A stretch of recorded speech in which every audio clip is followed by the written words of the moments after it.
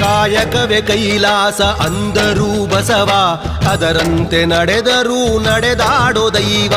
ಕಾಯಕವೇ ಕೈಲಾಸ ಅಂದರೂ ಬಸವ, ಅದರಂತೆ ನಡೆದರೂ ನಡೆದಾಡೋ ದೈವ.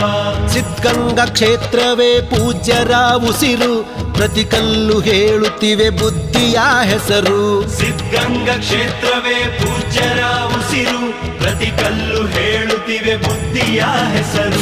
ಕಾಯಕವೇ ಕೈಲಾಸ ಅಂದರೂ ಬಸವ, ಅದರಂತೆ ನಡೆದರೂ ನಡೆದಾಡೋ ದೈವ.